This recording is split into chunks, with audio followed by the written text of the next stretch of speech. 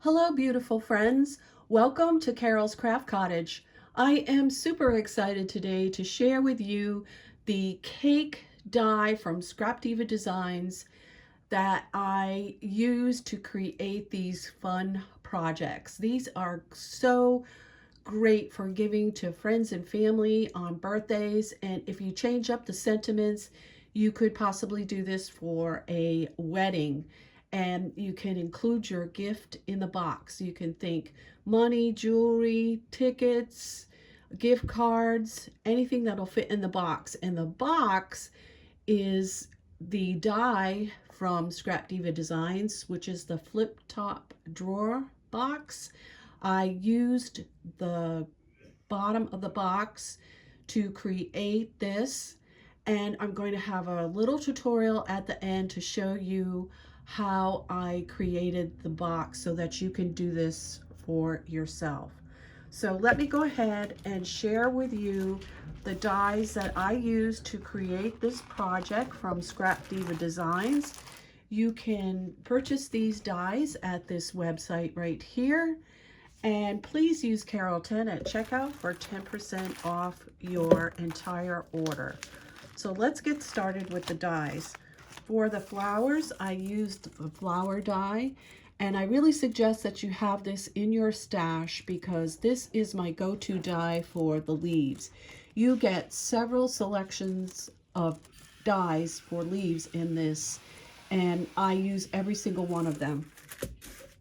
We also have the rose petal die, and this is what I use to create my roses and for the strawberry blossoms that you see in the background. I also use this die right here, which is the first Rosette die that Scrapdiva Designs came out with in her shop. And I'm going to leave links to all these dies below in the description box so that it'll be easy for you to shop should you want to recreate one of these cake projects that I'm going to share. So this is the one that has the doily edge with the little hearts in the center. Here is the cake die right here. This is very easy to put together. Scrapdiva Designs, Erica, has a tutorial on how to create this cake. And I do want to emphasize that when she shows you to cut these pieces out and lay them on a mat, and then use your ruler and a stylus to go over the score lines, to heed that suggestion because it makes it very easy to create nice and even bottoms on your cakes. And the little serrated edges fold over easily. All right, so now we have the Easter spring, well, it's spring Easter border, and I used the scalloped one to decorate for the frostings on my cake. I also used the happy birthday sentiment from the loaded banner box die, and this is the one, the die that has the box in it. And then last but not least, I used the flip top drawer box die, this one right here. I used the box die for the bottom of the boxes, and then I'll show you how I covered it. I kind of made it like a what do you call it, Matchbox type of drawer to create that. And so I'll have a little tutorial again at the end of this video. So you guys know that I have a lot of Cottage Cuts dies and I love them. I used to be on their design team, so I went into my stash to see what I had for birthday. And so I used these dies right here: party hats, birthday candles, mouse with cake, the birthday candle border, the birthday party bear. Isn't he cute? All right, and for the strawberry cake, I used the strawberry mini. I used the strawberry and the springtime strawberries. And this is the die that created the cascading. that you see on that cake in the background. This is another go-to die that I got at AliExpress, and I used this right here to decorate my rosette. This is also from AliExpress, and this is what I used for the doily on the bottom of my cake. And then the last AliExpress die that I'm going to share with you is this one right here. This is the one that created the 3D strawberries that you see on the top of the cake, which we'll take a closer look at in a minute. So I'm going to put these dies aside and share with you my project. So I'm going to bring this up closer, and this just pulls open like this, and you can see it's like a matchbox, and I'll show you how to do that at the end of this video. All right, and here you see the doily die right here, and then here is the border die for the scallops along the edges of the cake. And I do love vintage buttercream cake decorating, and I do it for just friends and family. I love doing it, and when I was creating these, I was thinking of the cakes that I have made in the past and ones I want to make in the future. Here you see all the beautiful roses, and I do have a tutorial on how I create my flowers. I have the flower die and the rose die mixed together with all these beautiful leaves. That's the leaf die from the flower die, and it adds something to this. I think it's just beautiful. Here's the happy birthday that I shared with you, and you can see the pearls, and there's candles. That's the Cottage cuts die I shared with you. It's just beautiful. I love this. All right, let me share with you the strawberry. I'm going to have lots of strawberry projects coming up, and so I had to make this cake. This was the last one I made out of the 3, and my mind was like racing with ideas on how to create this cake. There you again can see the lace die, and the reason I came up with the box is that I was thinking I needed a cake stand, and to create the box to be the cake stand is perfect as gift giving, because if you give somebody this with a money or gift cards or tickets or whatever in this box, this in itself is a beautiful gift. So here we have the rosette at the top, and you can see the beautiful 3D strawberries.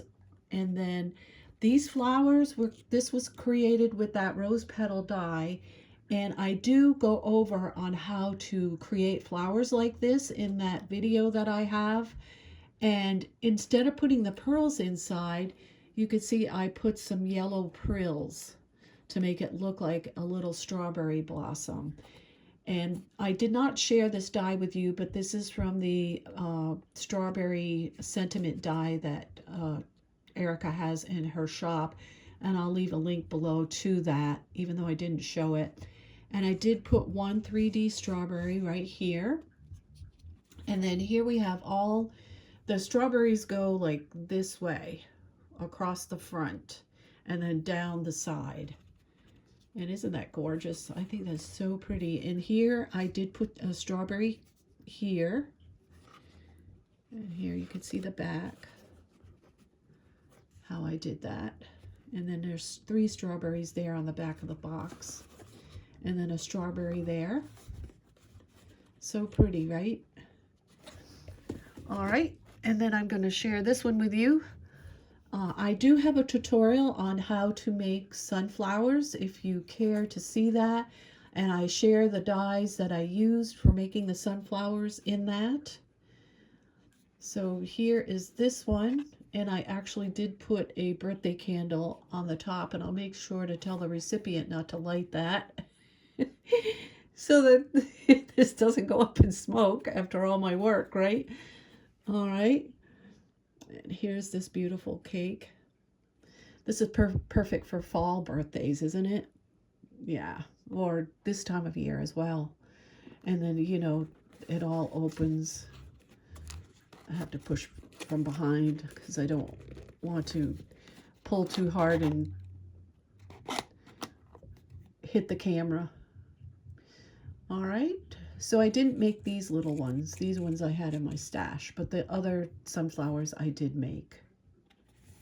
All right, and the last one to share with you, I was thinking of children. So this could be for a boy or girl. This is First Edition's Let's Celebrate paper that I used. And here is the cute little bear from Cottage Cuts.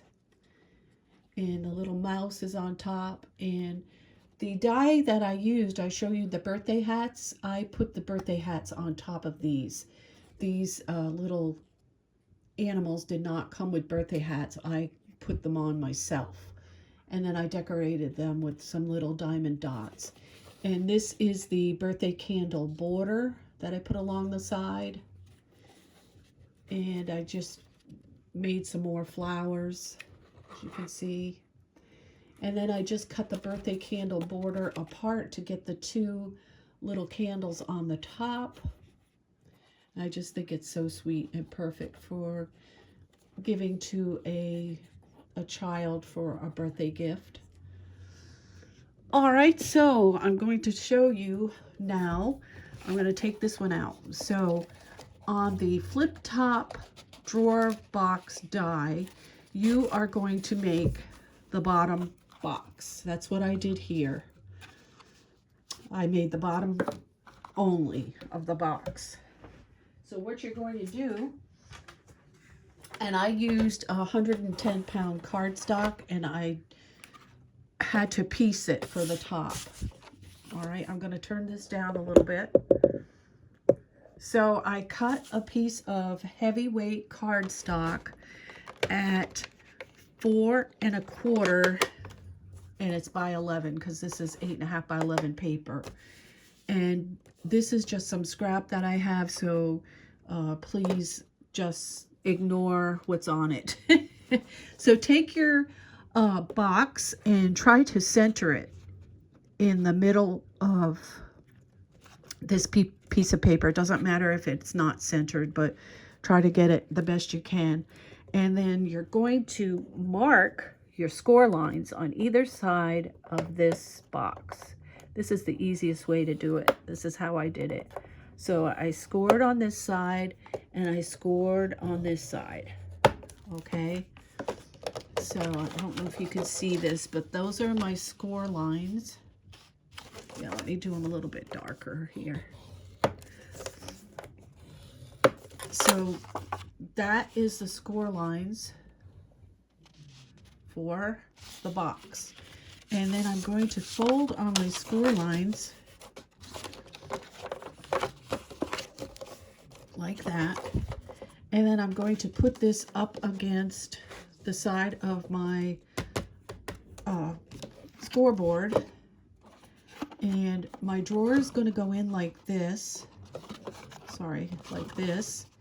So what I'm going to do is hold the drawer up against the scoreboard, and I'm going to score on that score line. And then I'm going to give it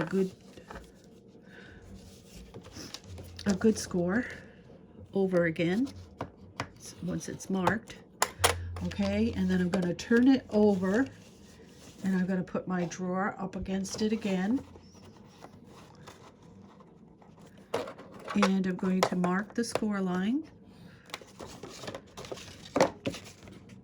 Okay.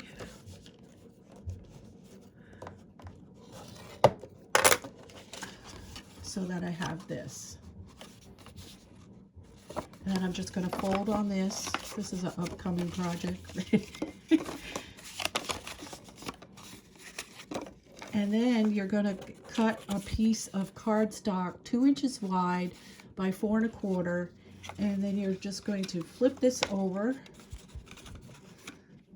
put your drawer inside like that, and flip this over, and then just piece this together as such, like that. Glue it like that so that it fits your drawer. And then once you get it glued, make sure your drawer will slip in and out easily before you do your final, you know, attaching for that little added piece, and then just cover all the areas on the cardstock. So thank you so much for joining me today. I really appreciated your visit. I hope you enjoyed my project and that you will be making some of these for your friends and family. So until next time, everyone, happy crafting. Bye-bye.